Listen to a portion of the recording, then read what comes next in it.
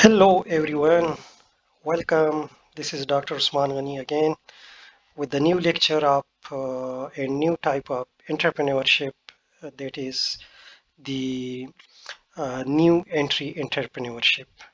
If you are thinking about starting your own business or wondering whether taking over an existing one is a better option, you are in the right place. Today we are diving into new entry entrepreneurship, a critical part of the business world that involves launching or acquiring a new business in the new markets.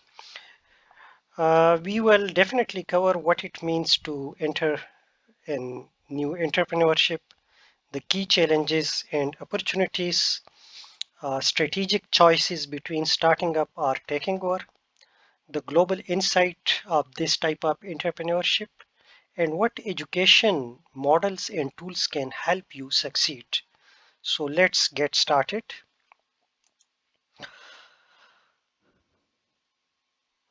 And the first thing is we have to understand that why it matters basically. So entrepreneurship is more than just a buzzword. You must know about this. It's a key driver of innovation, employment, and economic development. Across Europe, over 2.8 million jobs depends on successful transfer or start of small businesses every year. In countries like the Netherlands, over 70,000 new ventures are launched annually. But success depends on how you enter the game. Do you build something from scratch or do you buy into an existing operation?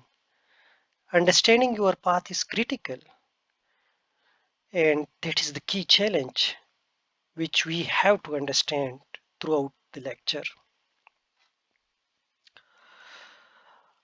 And the main and important thing that matters, that is the role of the education, which plays a major role in shaping how you approach entrepreneurship. According to Parker and Van Prague, entrepreneurs from families without business background tends to rely more on formal education that include degrees, business school trainings, and structured program. And that's why we are here. If you need any structured program and any sort of help to be a new entrepreneur in the market, so we can help around and you can access. At the end, you will find my email and you can access if whatever you need for in-person sessions.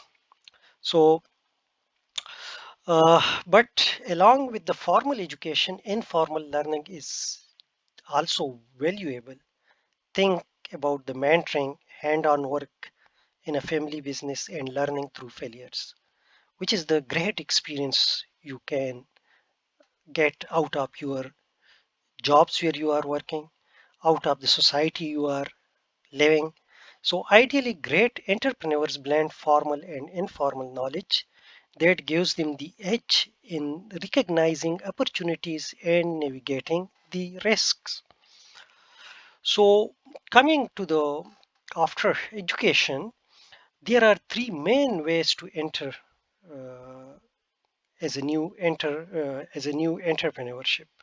One is the new venture start, NVS, starting from scratch with a new product or business models or any process or services. Outside, the second one is the outside from takeover. Buy an existing business not from your family. So you have, for example, an experienced individual and you have entrepreneur mind and you want to start your business rather than relying on job and salaries, so that is the outside firm takeover usually. And the third one is the family firm takeover, FFT, inheriting or managing a family owned company. Each mode suits different personalities and skill sets. Formal education often leads to NVS, which is the new venture starts, while family experience may guide someone towards a takeover.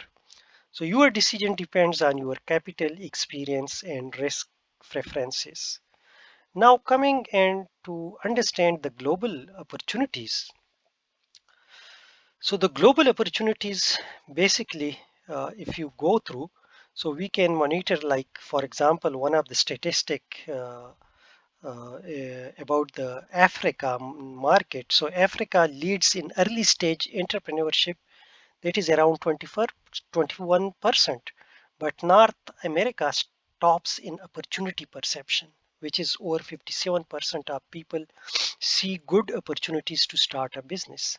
This means that economic freedom, like in the North American market, so economic freedom, education, and access to capital shape not just how many people start business, but why they start those businesses.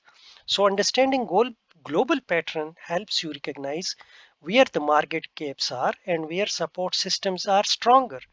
So a good education, good freedom, and access to equity and the support system basically facilitate you to grab the opportunities and find the perceptions about the new opportunities. Coming to the challenges in the new entry, that is, one is the access to the capital. That's the common one. It's the tough to secure loans or investor, especially without a business history. That is a big challenge.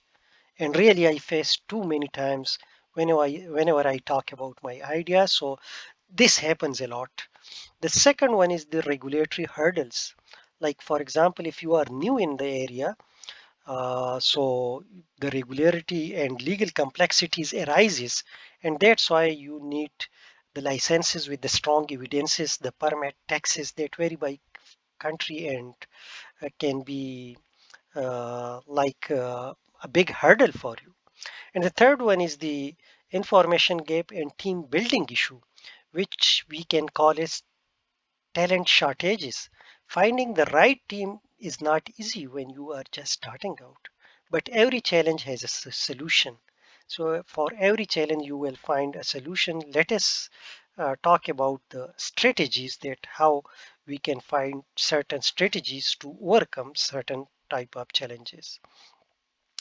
So, about the strategy to overcome these entry challenges for the entrepreneurs. So, number one is the you have to understand about the partners with the incubators and accelerators for mentorship and funding.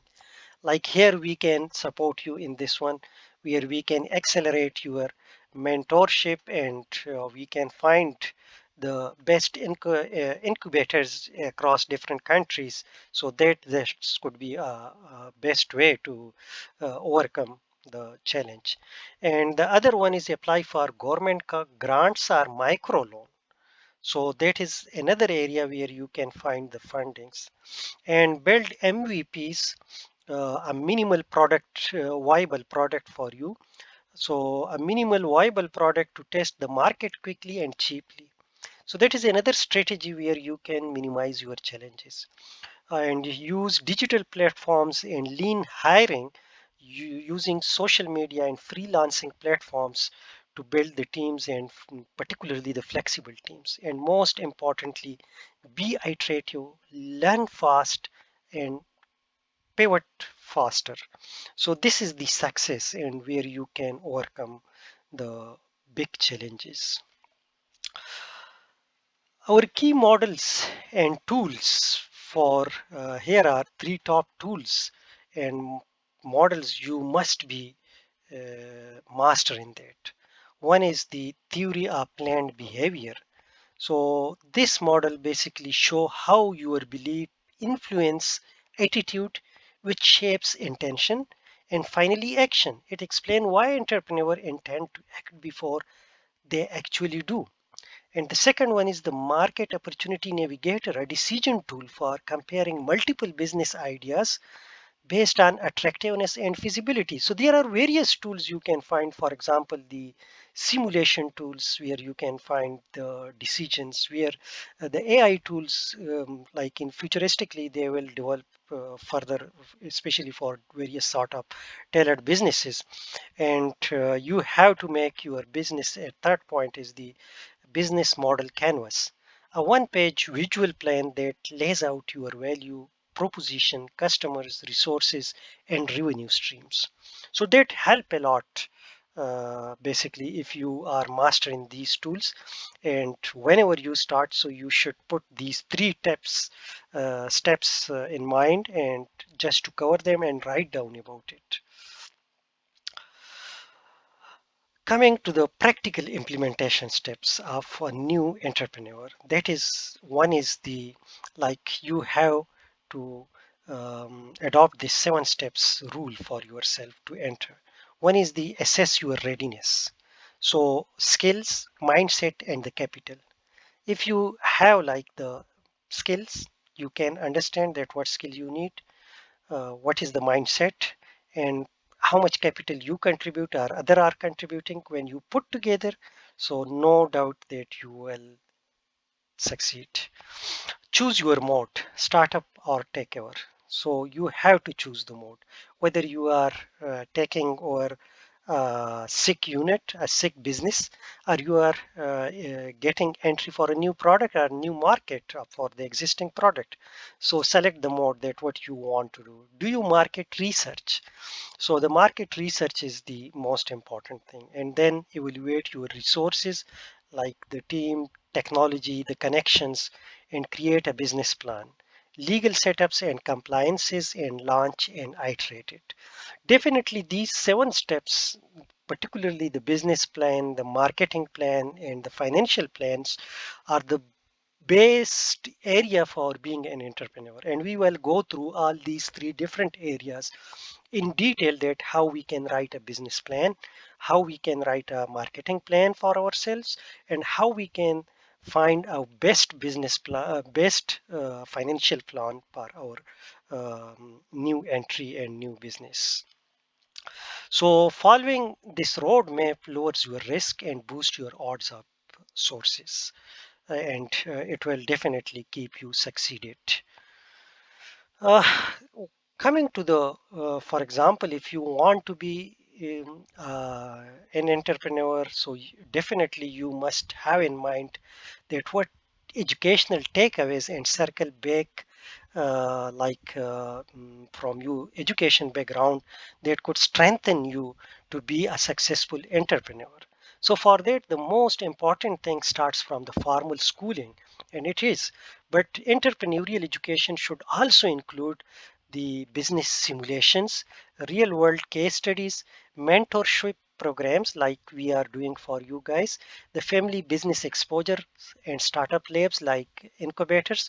So you have to integrate each and everything at different platforms, and it is particularly important for the policymakers and for the decision making people who are taking decision about the businesses, and the people who are generating the knowledge. So it is the area where, particularly if someone is in the entrepreneurship, they should force the policymakers. If someone is not and they are listening, so they should please take care about this education strategies area, particularly to increase the entrepreneurial and innovative skills in the individual. So entrepreneurship should be taught like a language, though emergence, repetition, and like conversation. So it should be part. It shouldn't be isolated, and no one like who we find that this person is more inclined to business, so he should study. No, it should be everywhere. Whatever you study, so you should know that what is behind, what is the philosophy behind it, and how it could educationally strengthen you to be a new entrepreneur in the area. Uh, Achievement from the new entry, we should know that what benefit we can achieve if we are a new entry entrepreneur.